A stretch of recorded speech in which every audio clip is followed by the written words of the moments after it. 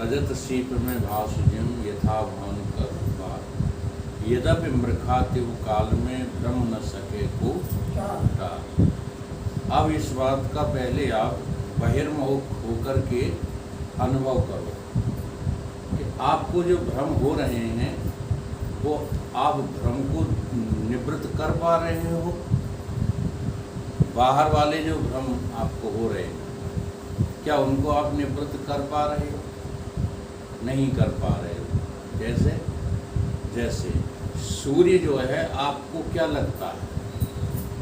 पूर्व में होता है, पश्चिम में अस्त होता है। ये आपका अनुभव है कि नहीं कि सूर्य चलता हुआ कहाँ पहुंच जाता है? पश्चिम में।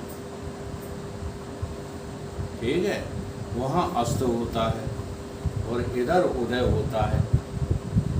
तो ये जो आपका अनुभव है ये भ्रम है, अनुभव नहीं है।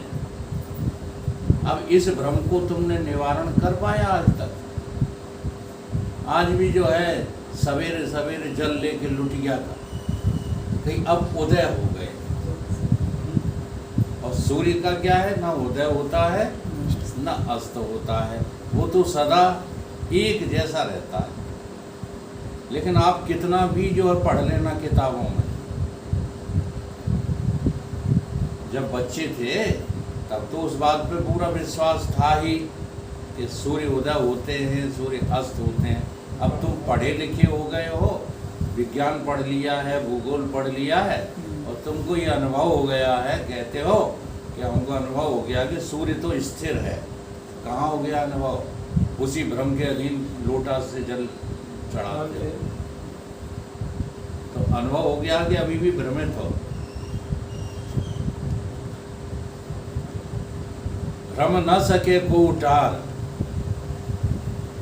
ऐसे ही पृथ्वी जो है वो घूमती है। पृथ्वी सूर्य का चक्कर लगाती है, घूमती है। और तुमको क्या अनुभव हो रहा है? स्थिर हो रहा अनुभव कि नहीं हो रहा? तो ये भ्रम है कि सच्चाई है? अब इस भ्रम को तुम निवृत्त नहीं कर रहे, करते ही नहीं, कर ही नहीं सकते हो। क्या तर्क देते हो पढ़े लिखे होने के नाते कि अगर पृथ्वी घूम रही होती तो हमारा गेट जो है वो पूरब की बजाय पश्चिम को हो गया होता। अब ऐसा नहीं हो रहा है तो पृथ्वी घूम नहीं रही, जबकि घूम रही है। बोलो, तो पृथ्वी घूम रही है या पृथ्वी सूर्य स्थिर है, ये दोनों बातें तुमने केवल पढ़ी हैं कि भ्रम निवृत्त कर लिया? बताओ, केवल पढ़ी है, भ्रम न सके को टार। अच्छा, जिन्होंने इस भ्रम का निवारण कर लिया है उनको कहते हैं वैज्ञानिक। उन वैज्ञानिकों की बात को तुमने केवल पढ़ लिया है, भ्रम निवृत्त नहीं हुआ है। हम निवृत्त करना चाहिए कि नहीं करना चाहिए? तो पहले हम बहिर्दृष्टि में तो जो है निवृत्त हो जाएं, तब अंतर्दृष्टि की बात करना। तो कैसे जो है पता लगे? तो तुम अपनी सुनते हो, वैज्ञानिकों की सुनते ही नहीं, तुम शास्त्र की और गुरु की सुनते ही नहीं हो, अपनी बात सुनते हो। अब देखो क्या सुना, जब वैज्ञानिक ने कहा कि पृथ्वी घूमती है तो तुमने क्या सुना? तुमने पृथ्वी नहीं सुना, शब्द सुना ही नहीं पृथ्वी। हम जो बात बताने जा रहे हैं बहुत महत्वपूर्ण है। तुमने केवल सुना भिंड घूमती है।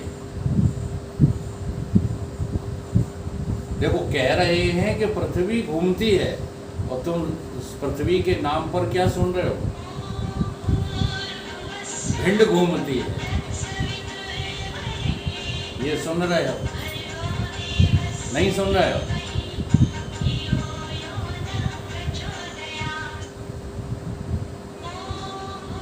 थोड़ा और करना, बात करना। तो अब देखो, ये बहुत पक्की बात है, इन बातों पर विश्वास करो, श्रद्धा करो, तब ये बातें समझ में आएंगी। तो अब तुमने सुना पृथ्वी की जगह दिमाग में, बुद्धि में भिंड। हाँ, अगर वास्तव में भिंड घूम रहा होता तो ये दरवाजा इधर का उधर पहुंच जाता। अब चूंकि पृथ्वी घूम रही है, जरा ख्याल करो, पृथ्वी समिष्टि है, पृथ्वी कोई तुम्हारी व्यष्टि नहीं है। हाँ, जो तुम घुमा के इधर का उधर कर दो। तो जो समिष्टि में काम होता है वो कैसे होता है? हुआ भी अनहुआ होता है, हुआ भी अनहुआ होता है। इसलिए ये बरसात बरसते हुए भी ज्ञानी क्या कहता है? कहीं पानी वानी नहीं बरस रहा है। आग लगी आकाश में, झरझर पड़त अंगार, और संत न होते जगत में तो कोई जल जाता। संत ने ये बात सुनी, हाँ, तो विरोध में बोल पड़ा। क्या कहने लगा? ना आग लगी आकाश में, ना झरझर पड़त अंगार, अपनी अपनी आग में जला जात। कहीं कुछ हो थोड़ी रहा है, तो कहीं भ्रम को निकाल पा रहे हो?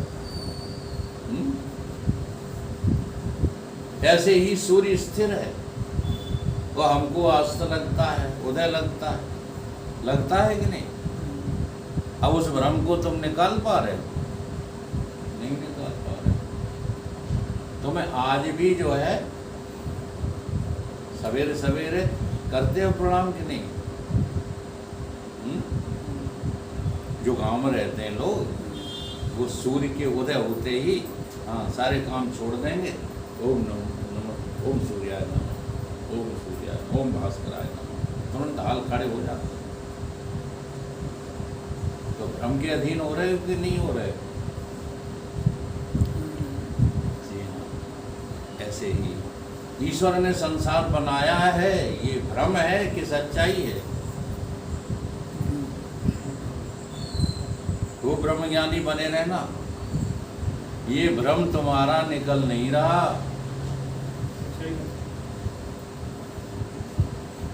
जब कोई संकट जो है पड़ जाता है तुम्हारे ऊपर, तुरंत गिंगियाने लगते हो कि हे बजरंगबली रक्षा करो, हे फलाने ईश्वर रक्षा करो। तो भ्रम न सके को, ये भ्रम की निवृत्ति तुम्हें स्वयं करना पड़ेगी।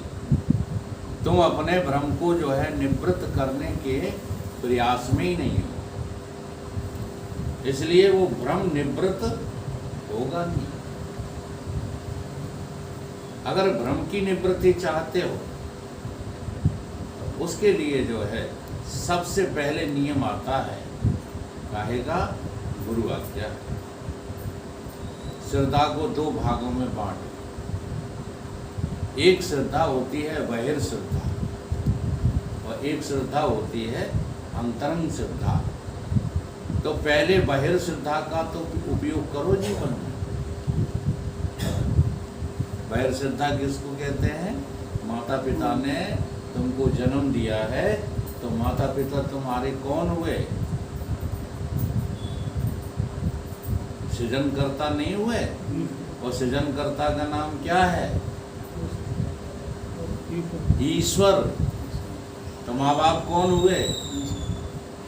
ईश्वर। आज दुनिया मान पा रही है माँ बाप को ईश्वर, फिर तुम ईश्वर ढूंढने निकले, कमाल है। एक शायर ने बहुत अच्छी बात कही कि फुर्सत नहीं है तुमको, फुर्सत नहीं है इंसान को इंसान से मिलने की। है फुर्सत? पता नहीं आप 5-7 लोगों को कैसे मिल जाती है फुर्सत। फुर्सत नहीं है इंसान को इंसान से मिलने की, और ख्वाहिश रखते तुम उस छिपे हुए विराट से मिलने की। ख्वाहिश क्या है? भगवान को मिलना चाहते हैं, इंसान से नहीं मिलेंगे। किससे मिलेंगे? जो हमारा व्यवहारी है, व्यवहारी से मिलेंगे, इंसान से नहीं मिलेंगे। तो ये बातें समझ में नहीं आएंगी, इसलिए बहिर्दृष्टि का पहले पालन करो। अगर माता पिता ईश्वर नहीं लगते हैं तो तुम्हें गुरु ईश्वर रूप में मिलेंगे ही नहीं। तीसरा नंबर गुरु का है। अगर माता पिता ईश्वर लगने लग जाएं तो फिर ईश्वर स्वरूप गुरु भी तुम्हारे जीवन में आ जाएगा। अब जब बहिर्दृष्टि से जो है तुम्हें माता पिता गुरु अतिथि ये सब ईश्वर लगने लग गए तो जो अंतर गुरु है ये वो भी आपकी अनुभूति में आने लगेगा। फिर आप भ्रम उतारने वाले जो है रास्ते पर चल दिए और अंतर्मुख होने पर ही तुमको इन कर्मों के द्वारा कर्मों से बचत मिलेगी। अच्छा, कर्म के द्वारा कर्म करने से मुक्ति, कर्मों के द्वारा कैसे होगी? कर्मों के द्वारा कर्मों से मुक्ति आसक्ति के त्याग से ही होगी। कर्म करो, आसक्त मत हो, कर्म तो करो। अच्छा, अब इस बात के कहने में क्या अर्थ निकलता है? कर्म करते हुए कर्मों से अनासक्त रहने का अर्थ यही है कि तुम ये जानो कि तुम्हारा जीवत्व कुछ करता नहीं। ये जानो। देख लो गीता में 18वें अध्याय में इस कर्म के हेतु बताए गए। कर्म के कितने हेतु हैं? 5। उन 5 हेतुओं में तुम ढूंढो तुम कौन हो, तो तुम्हें जो है अपना हेतुपना उसमें मिलेगा नहीं। अधिष्ठानम च करणम कर्ता च करणम। अधिष्ठान हेतु है। कर्मों का अधिष्ठान कौन है? कर्मों का अधिष्ठान ये 3.5 हाथ का शरीर है। अगर 3.5 हाथ का शरीर तुम नहीं हो, तुम क्या कहते हो? तुम कहते हो हम तो गुरु से मिले, तब से हमने ये बिल्कुल जान लिया कि हम शरीर है ही नहीं। वो उलझे कहाँ हो? कर्मों। तो जान गए। इसी को जानना कहते हैं। ये अधिष्ठान है, इसके बिना। अच्छा, स्वप्न में भी जब तुम कर्म कर रहे हो, चलो ठीक है, इनकी किशन की बात मान लेते हैं, हाँ, कि बिना पद चलो सुनो बिन काना, कर विद कर्म करो विद नाना, आनंद रहित सकल रस भोगी। लेकिन वहाँ भी ये सब हाथ पैर तुम्हारे पास है नहीं, लेकिन फिर भी तुमने हाथ पैर वहाँ बना के ही कर्म किया है। सपने में हाथ पैर बनाए लाई कि नहीं बनाए लाई? तो बिना देह के, स्थूल देह के कर्म नहीं हो सकता। इसलिए गीता में भगवान कहते हैं कि तू अकर्ता भी मत बन। अरे बनना थोड़ी है। तो पहला हेतु स्थूल शरीर, दूसरा हेतु सूक्ष्म शरीर, तीसरा हेतु इंद्रियां, चौथा हेतु उन इंद्रियों के अधिष्ठाता। या तुम्हारी हर इंद्रिय का कोई अधिष्ठाता है, या उसकी है इंद्रियां, उसको सुपुर्द कर दो। इसी के लिए कहा है गुणा गुणेश वर्तन्ते, इतमत्वा न सज्जते। तुम्हें करना क्या है? बस ये गुरु का वाक्य नहीं सीख पा रहे। बाकी दुनिया भर के गुरु की जो है चपड़ चौथ याद करने में लगे रहते हैं, कैसे हम परमानंदी की तरह बोल पाए। यही तो है ना। कैसे हम अमुक आदमी की तरह बोल पाए, इसमें मेहनत करते रहते हो। समझदारी को बढ़ाने में कोई मेहनत नहीं है। देवता हेतु हैं कर्म के। जी हाँ, जब तक आप कर्मवादी हो तब तक देवताओं को पूजना ही पड़ेगा। बिना देवताओं की पूजा के तुम्हारा काम चल नहीं सकता है। इंद्रियों को देवताओं को कैसे समर्पित करते हैं? क्योंकि उन्हीं की हैं, ये जानो, तुम्हारी है ही नहीं। यही समर्पण है भाई। समर्पण के क्या क्या कहते हो? समर्पण के शब्द के लिए, समर्पणी शब्द के लिए क्या कहते हो? उसका बड़ा अर्थ क्या है? तेरा तुझको अर्पण, तेरा तुझको।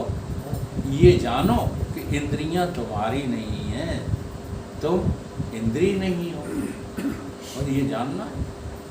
अब इन तुमने समर्पण कर दिया, अब समर्पण कर दिया इसका मतलब क्या? फोड़ डालो है? जैसे ये कहा जाता है कि तुम देह के अभिमान का त्याग करो, कि ये कहा जाता है कि देह त्याग करो। अब दोनों शब्द एक ही भाषा में चलते हैं कि नहीं? इधर ये कहा जाता है कि मिटा दे अपनी हस्ती को अगर तू मर्तबा चाहे। अब तेरी हस्ती क्या है? 3.5 हाथ की, तो कि इसको मिटा दो। अब इसको मिटाने चले तो आत्महत्या कर ली, इसको मिटाने चले तो नदी में कूद पड़े। ये मिटाना थोड़ी है। दूसरे शब्द जो है श्रुतियों ने दिए, इस देह का तुम्हें अभिमान है। देह तुम कभी थे न हो न रहो। ये जानना भर ही देह के अभिमान का त्याग है। देहाभिमाने गलित है, ये कहीं नहीं कहा श्रुतियों ने तो देह को गला डालो। बड़े बड़े जो है तपस्वी मूर्खता बस इस देह को गलाने में लग जाते हैं। पता जब लगता है ना तब उन बातों पे प्रायश्चित और पश्चाताप होता है, लेकिन फिर आदतन जो है लोग वैसे ही बन जाते हैं, वही काम करते रहते हैं जिंदगी भर। यही तो मेरा गुरुवर कहता था, स्वामी रामानंद जी यही तो बतलाते थे। हाँ, कि जो कुछ पाया मैंने सब कुछ खो कर दिया। क्या चक्कर में पड़ा है? गृहस्थ मुक्त नहीं होते क्या? लेकिन ये बातें सुन सुन करके गृहस्थी सब बिगड़े गए, सुधार किसी में नहीं आया, बल्कि भोगों में आसक्ति बढ़ती गई बढ़ती गई। अच्छा वेदांत महाराज जी तो कहते हैं, अच्छा मैंने वेदांत सुनाया दुनिया को, 1 इंच भी तो फर्क नहीं आया किसी में, बल्कि हैवान और हो गए वेदांत सुन कर। तो देह का अभिमान गलाना है कि देह गलाना है? फिर क्यों नहीं गलाते? अच्छा अभिमान कहाँ पर है? इस देह को तुम देह माने बैठे हो, वो कहाँ से माने बैठे हो? इस परिवार को तुम परिवार माने बैठे हो, वो कहाँ से माने बैठे हो? इस दुकान को तुम अपनी दुकान माने बैठे हो, कहाँ से माने बैठे हो? नहीं आता समझ में? है बुद्धि से। अब बुद्धि में से इनको निकाल दो। न देह को तुम्हें गलाना है, न इंद्रियां गलाना है, न अंतःकरण गलाना है, केवल बुद्धि में से निकाल दो। बड़ा आसान काम है, परंतु में बहुत कठिन लगता है। अगर तुम्हारी बुद्धि में तुम देह नहीं हो, बुद्धि में देह नहीं हो, ठीक है, देह बना रहने दो, क्या बिगाड़ लेगा तुम्हारा? जैसे बुद्धि में तुम देह नहीं, जरा विचार करो इन बातों पे। तुम्हारी बुद्धि में तुम कौन हो? चलो आत्मा नहीं हो, अभी जीव बने रहो, खाली देह नहीं हो। तुम अपनी बुद्धि में कौन नहीं हो? देह नहीं है। जब तुम देह नहीं हो तो ईमानदारी के साथ बताओ, पंडित हो, ठाकुर हो, मुसलमान हिंदू हो, सिख ईसाई, कौन हो? अगर देह नहीं हो, केवल देही के नाते है ये सब। हैं? देही ये सब गड़बड़ वाली बात है। तुम अपने बात को सिद्ध करने के लिए शास्त्रों से शब्दों को चुरा लेते हो। हम कह रहे हैं कि देह से तुम्हारा कोई नाता नहीं, और तुम फिर वही बात रिपीट कर रहे हो, देह के नाते हैं कहीं उठा लो। द्वारा देव मंत्र तोलो है वही जमा सब ये गड़बड़ जिंदगी भर चलती हैं, नहीं चल रही जिंदगी और उन्हीं गड़बड़ों के कारण से जो है तुम उन्नति, परमार्थ की उन्नति नहीं कर पा रहे। जब हम कह रहे हैं कि देह से तुम्हारा कोई नाता कभी न था, न है, न आगे रहेगा, लेकिन तुम चूंकि भोग इतने प्रिय हैं, कर्म इतने प्रिय हैं कि तुम जरूर कह दोगे कि हनुमान जी की तरह देह के नाते। तो अब वो तो एक बात तुम्हें समझाने के लिए उदाहरण दिया गया है। जो ब्रह्म है वो न जीव है न देह, कोई है ही नहीं वो। तो देवता हेतु है इसमें, और आखिरी हेतु है पांचवा, वो है चेष्टा। चेष्टा माने कुछ करने की अभिलाषा। ये 5 हेतु में से तुम बता दो कि तुम कौन हो। क्या तुम स्थूल शरीर हो? क्या तुम सूक्ष्म शरीर हो? क्या तुम इंद्रियां हो? क्या तुम देवता हो? हाँ। ये देवपना भी बहुत खतरनाक है। जहाँ किसी ने कहा जगदीश तो अपने भाइयों के लिए देवता है, सोई जगदीश फूल के स्टेशन बन गए, और अब वो स्टेशन इनसे छोड़ो नहीं जा रहा, अब नहीं छोड़ पा रहे। एक बार तुम फूल के तो कुप्पा हो जाओ, अब वो कुप्पा फिर से जो है हवा नहीं निकलती। नहीं निकल रही। यही होता है अभिमान का परिणाम। अभिमान, तुमने केवल देह अभिमान किया है, तुम केवल जीव अभिमानी हो। जी हाँ, इसलिए तुम ब्रह्म नहीं हो पा रहे। अगर तुम समझ लो कि तुम ब्रह्म के अतिरिक्त और ये सब कुछ हो ही नहीं, तो कहाँ समझोगे? तुम्हें कौन सा यंत्र मिला भगवान की ओर समझने के लिए? एक दिन इस पर भी जो है चर्चा चली, देवेंद्र तो साथ में थे, तुमने कहा बड़े भाग्यमान तन पाओ। नहीं, तुम्हारे पास है मनुष्य का तन? चलो विचार करके बताओ, तुम्हारे पास मनुष्य का तन है?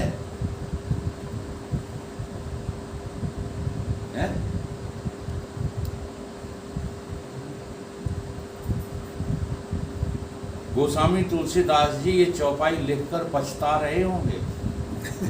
जी हाँ, क्योंकि 2 हाथ और 2 पांव वाला, 2 आंखों वाला, 2 कान वाला हर एक शख्स अपने को क्या समझे बैठा है? मनुष्य। यदि उनने कई जगह फिर खंडन किया है, लिख तो गए, बड़े भाग्यमान स्तन पावा लिख गए, लेकिन लिख करके फिर पछताए होंगे, तब उन्होंने खंडन भी कई जगह किया है।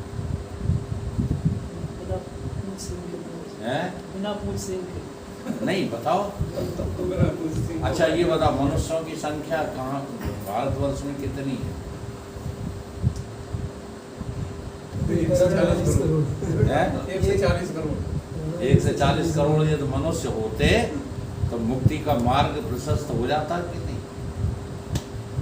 बड़े भाग्य मानुस्तन पावा है, साधन धाम काय का दरवाजा है।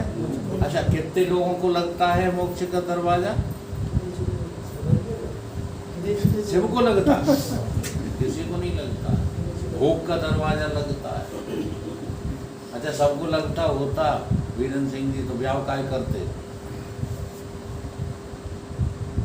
ब्याह का दरवाजा था, बच्चों का दरवाजा था, सर्विस का दरवाजा था, मोक्ष का दरवाजा लगा ही नहीं। अबे वो नहीं लगो निर्भर कब पे ना दिया था। अभी भी दरवाजा लग रहा शाम को बैठ करके पंचायत करने का। यहाँ बैठकर पंचायतें होती हैं, वहाँ मोक्ष की चर्चा होती है, कहीं होती है मोक्ष की चर्चा? साउन महीना है तो आला जरा देखो वो परिभाषा दी, फिर शास्त्रों ने कहा कि लक्षण क्या मनुष्य का? आहार निद्रा भय मैथुन से अपने को अलग कर लेना।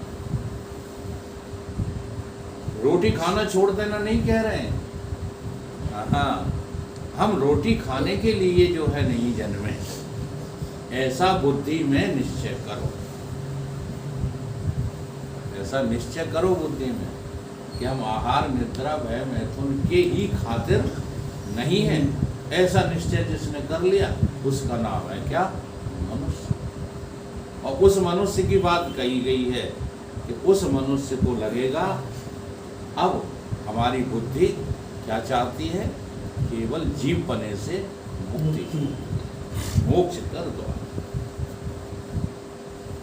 ये सब मनुष्य नहीं है। येषां न विद्या तपो न दानम ज्ञानम न शीलम गुणो न धर्मे ते मृत्य लोके भूभार भूता मनुष्य रूपेण। कौन है ये मनुष्य के रूप में? सब पशु हैं, कीड़े मकोड़े हैं, कोई मनुष्य नहीं। ये मनुष्य के लक्षण ही नहीं होते। मनुष्य के लक्षण होते हैं मोक्ष मार्ग को प्रशस्त करना, और मोक्ष मार्ग को प्रशस्त करने के लिए सबसे पहले तुमको जो है वेद शास्त्र और गुरुओं की शरण में आना ही पड़ेगा। वही बताएंगे पूजा पद्धति, वही बताएंगे मंदिर। अब देखो, जैसे तुमने इस देह के अभिमान को मैं करके ठाकुर बना, ब्राह्मण बना, हाँ यादव बना, ये सब लाद रखा है कि नहीं? ऐसे ही मंदिरों का भी अभिमान तुम पे चढ़ बैठा। मंदिर कहाँ तुम्हें दिखाई देते हैं?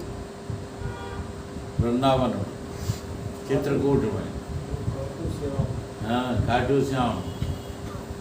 तो ये बुद्धि में फंस गई है बात कि वहाँ मंदिर हैं। हाँ। जैसे देह का अभिमान बुद्धि त्यागेगी, ऐसे ही इन मंदिरों का अभिमान जब बुद्धि त्यागेगी तो देख लेगी बुद्धि क्या क्या देख लेगी? मन मंदिर। तुम्हारा मन क्या है? अच्छा, मंदिर की क्या परिभाषा होती है? जहाँ पर प्रभु प्रतिष्ठित होते हैं, उस जिस स्थान का नाम क्या है? क्या है उसका नाम? तो तुम्हारे मन में प्रभु प्रतिष्ठित हैं? नहीं है यार। जहाँ काम तहाँ राम नहीं, तो जहाँ राम तहाँ नहीं काम। प्रेम गलियत सा करी। अब इसमें दो कैसे जो है बन सकते हैं? या तो काम है तुम्हारे मन में या राम है। अगर राम है, ध्यान करो, अगर मन में राम है तो काम से छुट्टी। फिर काम आसक्ति क्यों? फिर ग्रह आसक्ति क्यों? इसी चौपाई को कहा गया था अभी हाल, काम क्रोध मद लोभ रत ग्रहासक्त दुख रूप ते किम समझे रघुपत है मूढ़ पड़े तम कुएं। कौन से कुएं में पड़े हो? अंधेरे कुएं में पड़े हो, यहाँ कुछ दिखाई नहीं दे रहा है।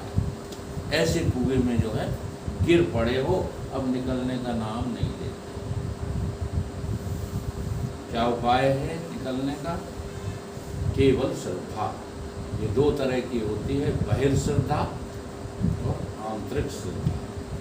बहिर्श्रद्धा यही है, मंदिर जाने लग जाओ, मंत्र जाप करने लग जाओ, भगवान के नाम का जो है उच्चारण करने लग जाओ, अच्छे अच्छे काम करने लग जाओ, माता पिता की आज्ञा में चलना लग जाओ, चलना शुरू करो। ये सब काम जो है तुम्हें बाहिर श्रद्धा सिखाएंगे, फिर आंतरिक श्रद्धा स्वयं प्रकट होगी। वो क्या है? आंतरिक श्रद्धा क्या है? श्रद्धा, ये देखो खट संपत्ति है, और खट संपत्ति बिना विवेक वैराग्य के प्राप्त नहीं होती। होती है क्या? इसलिए बाहर श्रद्धा का भी बड़ा महत्व है, बाहरी श्रद्धा का भी महत्व है। एक बार जो है हम बाहर श्रद्धा पैदा कर लें तो फिर आंतरिक श्रद्धा अपने आप आएगी। क्या अपने आप आएगा? विवेक। पहले विवेक पैदा होगा। विवेक क्या है? नित्यानित्य का निर्णय करना, जड़ चेतन का निर्णय करना। उसके प्रति हमारी कोई साधन ही नहीं। जैसे ही निर्णय हो जाता है वैसे ही राग द्वेष समाप्त। फिर अस्मिता अकेली रह जाती है। अस्मिता के बने रहने पर वैराग संपन्न हो जाता है, लेकिन परम वैरागी नहीं हो गए अभी। उत्तम कोटि का वैराग अभी नहीं है। इसलिए वैराग के उपरांत खट संपत्ति का नंबर आता है। अब देखो खट संपत्ति 6 माने खट, सम, दम, श्रद्धा, समाधान, उपरांत, प्रतीक्षा। अब ये 6 संपत्ति है। अब इसी को जो है शास्त्रों ने लिखा है, जहाँ सुमति तहाँ संपत्ति नाना। नाना का अर्थ क्या है? अगर तुम्हें 6 आई गई तो 60,000 आ जाएंगे। हाँ, ये 6 जिसके अंदर आ जाती है ना, उसके अंदर दिव्य संपदा का भंडार जमा होने लगता है। और एक बात बताओ, कहीं की यात्रा आपको करनी है, कहीं की भी, तो साधन और संपत्ति की जरूरत है कि नहीं? चित्रकूट जाना है तो धन चाहिए कि नहीं चाहिए? है? और साधन, और भगवान की यात्रा को भी चलना है तब ये नहीं चाहिए तो है। भगवान के लिए निकले हो, भगवान को पाने के लिए निकले हो, तो फिर तुम्हारे पास दिव्य संपदा है?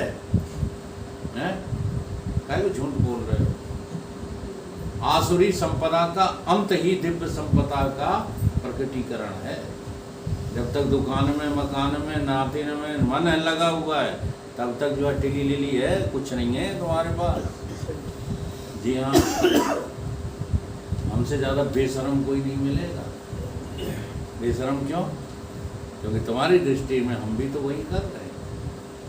हाँ, तभी तो कहते हैं कि बड़ा बेशरम आदमी है, वही काम करता है और उसी के लिए हमें रोकता है कहीं।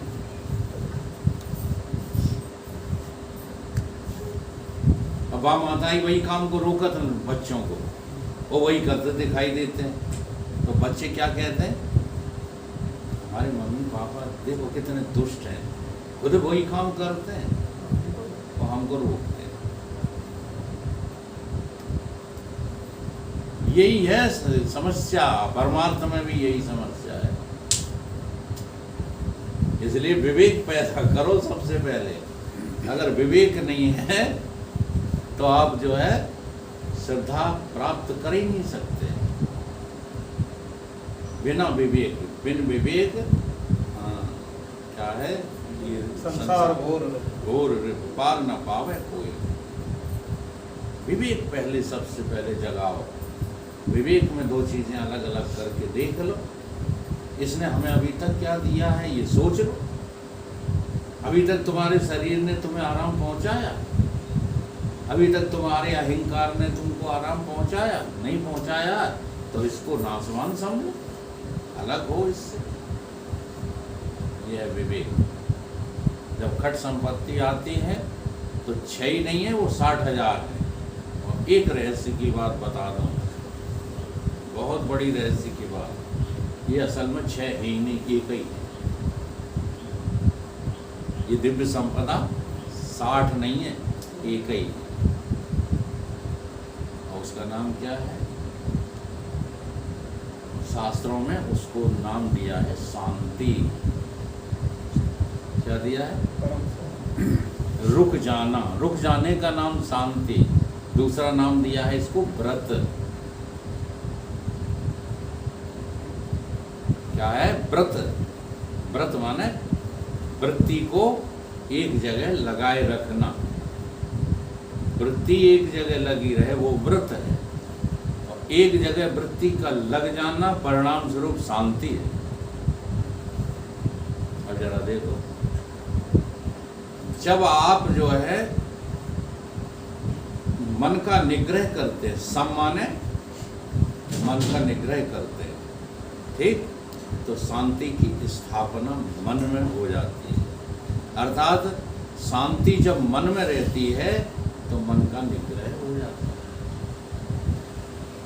प्रैक्टिकल करके देखो, शांति को मन में बिठाल दो, शांति को। कोई शांति नाम की स्त्री मत बिठाल लेना। बड़े बड़े भोंजड़ शिष्य होते हैं, उन्हें तुम्हें ने तो कही थी शांति को मन में बिठा लो। तो वो चला गया, शांति नाम की लड़की से विवाह कर लिया और ले आए गुरु के पास। कहे आप ही ने कही थी शांति को मन में बिठा लो, तो अब ये हमारे मन में बैठ गई थी। तो शांति का अर्थ रुक जाना। जब शांति को मन में बिठाला तो मन का नियंत्रण हो गया, मन का निग्रह हो गया, मिल गई दिव्य संपदा। यही शांति जब इंद्रियों में बैठ जाती है तो इंद्रिय निग्रह हो जाता है। जब यही शांति कर्मों में बैठ जाती है तो उपरति हो जाती है, ठीक है। और जब यही शांति गुरु में, संत में और शास्त्रों में बैठ जाती है तो श्रद्धा हो जाती है। जब यही शांति जो है, यही शांति जब तुम्हारे श्रवण में बैठ जाती है, सुनने की कला में बैठ जाती है तो समाधान बन जाती है। और यही शांति जो है जब एनवायरमेंट में बैठ जाती है, एनवायरमेंट इंग्लिश शब्द है, प्रकृति में बैठ जाती है, तो यही क्या हो जाती है? तितिक्षा हो जाती है। देखो, भोगों के लिए सहन करने का नाम तितिक्षा नहीं है। भोगी सब सहन कर रहे हैं। अभी हमने देखा बच्चे स्कूल जा रहे हैं, ड्यूटी वाले ड्यूटी पे जा रहे हैं, वे नहीं देख रहे पानी बरस रहा है, क्या हो रहा है, छपर छपर करते चले जा रहे हैं। ये सहन करना है कि नहीं? इतनी गंदगी बह रही है, उसमें छपर छपर करते चले जा रहे हैं। तो इसका नाम तितिक्षा नहीं है। तितिक्षा किसका नाम है? जिसको जो है भगवान कृष्ण गीता में बता रहे हैं, मात्रा स्पर्शः तु कौन्ते सुख शीतोष्ण सुख दुखदा अगमा पायेनो अनित्या तान तितिक्षस्व भारत। ये जो भी तुम्हारे जो सामने आ जाए, मान अपमान सुख दुख अपना पराया, जो भी सामने आकर के आपको दुख पहुंचाए या सुख पहुंचाए, उनको क्या जानो? अनित्य जानो। इसका नाम तितिक्षा। तो शांति जब कहाँ बैठ जाए? प्रकृति में बैठ जाए, तो इसका नाम तितिक्षा। अर्थात टोटली खट संपत्ति कहाँ समाहित होती है? शांति में। इसलिए शांति बहुत बड़ा हथियार है। लोग कहते नहीं, लड़ाई झगड़ा हो जाए शांत रहो। शांति का फल बहुत अच्छा निकलेगा। अब ये सारी बातें वेदांत की प्रक्रिया के अभाव में हम लोग भ्रम के अधीन याद तो कर लेते हैं, तो भ्रम न सके को टाल। ये भ्रम जो है टरता, उसके लिए वेदांत की प्रक्रिया हमें समझना है। क्या समझना है कि आत्मा के अज्ञान से जो खड़ा हो गया, ध्यान दो, आत्मा जैसे रस्सी के अज्ञान से जो भी खड़ा हो जाएगा वो तुमको कभी सुख नहीं दे सकता। चाहे सांप देखो, चाहे फटी धरती देखो, चाहे और कुछ देखो, जो भी देखोगे वो दुख रूप होगा, वो सुख रूप नहीं होगा। आत्मा को भूलकर जो अस्मिता खड़ी होती है, अहंकार, ठीक है, इस अहंकार में तुम्हारा चेतन अंश सम्मिलित हो जाता है। इसी को बोलते हैं क्या? आधार और अधिष्ठान। जब ये तुम्हारी चेतना यानी चिदाभास, चिन्मयता अहंकार से मिल जाती है तो ये जुड़वा हो जाते हैं। यही चिपके हैं। काहे से चिपके हैं? अज्ञान से। आत्मा का अज्ञान रूप चिदाभास चिन्मय युक्त अहंकार, अनुभव करके देखो। अहंकार जड़ होता है लेकिन उसमें चिन्मयता किसकी है? चैतन्यता किसकी है? चेतन की। अब ये जुड़वा हो जाते हैं, जुड़ जाते हैं। तो जहां जहां चिदाभास तहां तहां अहंकार। चिदाभास सपने में तो अहंकार से सपना खड़ा है। चिदाभास जागृत में तो जागृत में अहंकार से जागृति के काम हो रहे हैं। ठीक, अच्छे काम तो अहंकार से, बुरे काम तो अहंकार से, दोनों में अहंकार रहता है कि नहीं? और जहाँ अहंकार है वहाँ चिदाभास भी जुड़ा है उससे। जब नींद में जाता है अहंकार तो चिदाभास भी नींद में चला जाता है। क्या वहाँ संसार का भास हो रहा है? सुसुप्ति अवस्था में संसार का भास किसी को होता है? किसी को नहीं होता। ये जुड़वा भैया हो गए। अब बस पुरुषार्थ क्या है?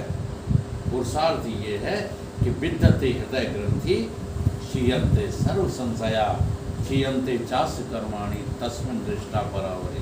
पुरुषार्थ ये है कि अहंकार और चिदाभास का तुम क्या करो? छेदन करो, है ना? तोड़ दो, अलग अलग कर दो। ये धनुष तोड़ना ही पड़ेगा। इस धनुष के तोड़े बिना शांति रूप सीता से कभी भी पाण ग्रहण संस्कार नहीं हो सकता। यही नहीं तोड़ पा रहे बस। चिदाभास आज तक उसने अहंकार को जो है देखा नहीं और बिना देखे ही मिल गया है अहंकार से। देखो तो कमाल की बात। तो इतना निपुण हो गया है अहंकार, इतना निपुण हो गया कि किसी के सामने गम तो खा ही नहीं सकता। एक जो है किसी महिला को उसके पति ने भेंट में अंगूठी दे दी। अब जिंदगी में कभी सोना देखा तो था नहीं। अब अंगूठी को लेकर के जो है हलवाई की दुकान पर गई। हलवाइन बैठी थी वहाँ, बेच रही थी मिठाई। अब उसको अंगूठी दिखा दी। अहंकार की पहचान बता। अहंकार गया अंगूठी दिखाने, हाँ, भागा दोष थोड़ी बेचारी का। उसके भीतर छुपा जो बैठा अहंकार, अहंकार विमूढ़ आत्मा कर्ता अहमिति मन्यते। इस अहंकार ने तुम्हारा सर्वनाश कर दिया है। यही अहंकार तुम्हें मुक्ति दिला सकता है। अब वो दिखा रही है, कह रही ये मिठाई क्या भाव? मिठाई मिठाई नहीं लेना उसे, अंगूठी दिखाना है ना। और तुम क्या कर रहे हो? तुम भी तो यही कर रहे हो। देख लेना भैया, चौबे जी वही पीछे बैठे, वो है, नाम पूछ लेना।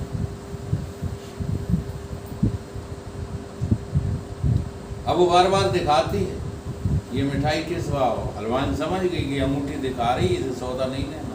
कोई कागज दे रहे, दस्तखत करवाए। टेबल देख लो, ले लेना। तो उस हलवाइन ने क्या किया, वो दोनों जो है हाथों में सोने के कड़े पहने हुए थे, बजाय बजाय का ये 20 रुपए किलो, ये 200 रुपए किलो। ठीक है, अहंकार अपना अपना काम कर रहा है। और जब तक ये अहंकार इस जगत में प्रतिस्पर्धा करता है, ये बड़ा भारी होता चला जाता है। रामायण में चौपाई आई है कि जैसे ही जैसे जोर लगाते हो तैसे तैसे ये धनुष क्या होता जा रहा है। चौपाई उठाओ,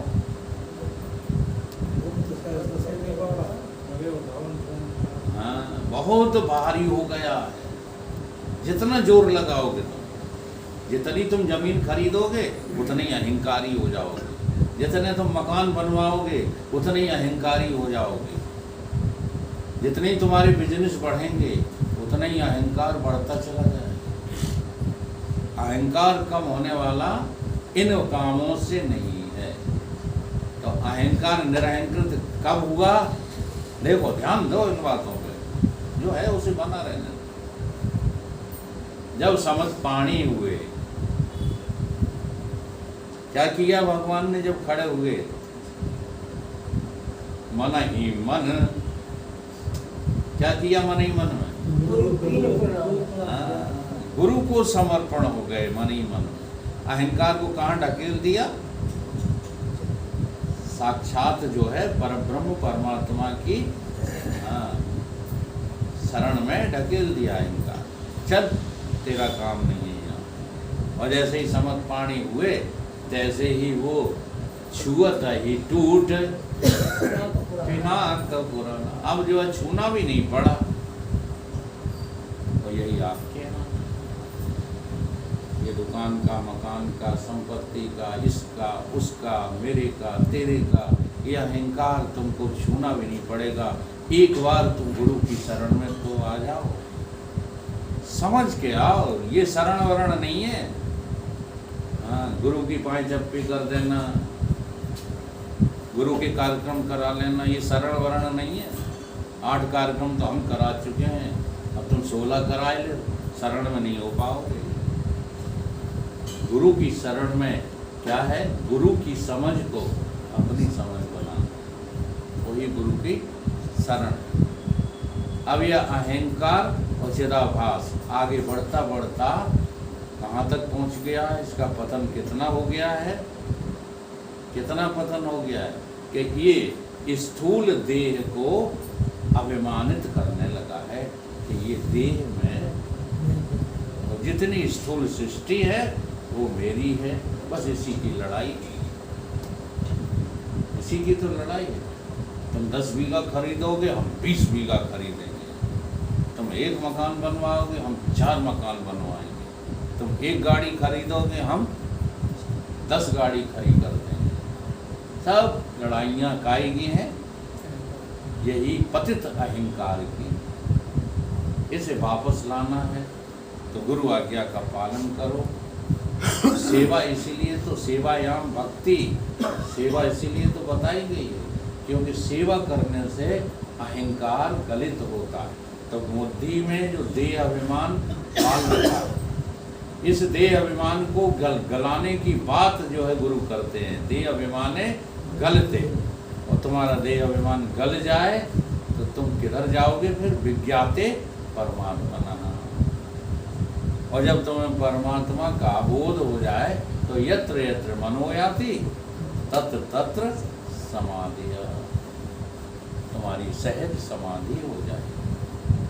साधु सहज समाधि, वो जो सहज समाधि में होता है वो चेतन होता है। वो देह या जीव या और कुछ देवता आदि नहीं होता, वो शुद्ध चेतन। बस इसी शुद्ध चेतन को पा जाने का नाम है भ्रम की निवृत्ति। या भ्रम की निवृत्ति हुई नहीं कि तुम चेतन को पा गए। चेतन को पाना थोड़ा ही था, चेतन को पाना थोड़ा ही था, केवल आपको भ्रम था वो भ्रम की निवृत्ति हो गई, और निवृत्ति होते ही लगा तुमको ये चेतन मिल गया। अच्छा, कहीं गया था चेतन? हैं? कर को कंकन खोयो, ऐसो भ्रम भयो, ज्ञान ते मिलित इम प्राप्ति प्राप्ति जानी। अब हाँ, चश्मा खोएगा और ले, अब हो गया है कि खो जाने की भ्रांति है, वो तो नहीं गया। अब इस भ्रांति का निवारण कोई गुरु करेगा, भ्रम न सके को टार, और कोई इस भ्रम को टार नहीं सकता। गुरु करेगा, जो भी सामने आ जाए, चाहे भले बच्चा आ जाए, वो कहेगा बाबा चश्मा कहाँ ढूंढ रहे हो, चश्मा तो तुम्हारे पास ही है, मुँह को कहाँ ढूंढे रे बंदे, मैं तो तेरे पास हूँ। अब सुनते ही नहीं, भजन चले जा रहे हैं कि चित्रकूट में मिलेंगे। चित्रकूट में कहाँ रखे, वृंदावन में कहाँ रखे, यानी कहाँ दौड़ते रहते हो, इसमें उसमें, इस मंत्र में उस मंत्र में, मंत्र ही जने कितने बदल डाले तब से। गायत्री मंत्र की भीड़ देखी तो वहाँ से जाके ले लिया गायत्री मंत्र, समझा बूझी कुछ नहीं। हमारे गुरुदेव ने, अच्छा पहले ये पूरी हो जाने दो कथा, चश्मा जो है कहीं चला गया था, तो अब गुरु ने बता दिया, बच्चे ने बता दिया कि बाबा चश्मा तो तुम्हारे पास ही है, जरा ऊपर हाथ तो लगाओ, तो क्या प्राप्ति की प्राप्ति हो गई, पहले से ही प्राप्त था। केवल मेरा भ्रम हट गया। कौन सा भ्रम? जो खो जाने का भ्रम था, वो हट गया। इसी भ्रम की निवृत्ति का नाम क्या है? परमात्मा की प्राप्ति। चलो फिर कभी देखते हैं। बोलो गुरुदेव। भगवान की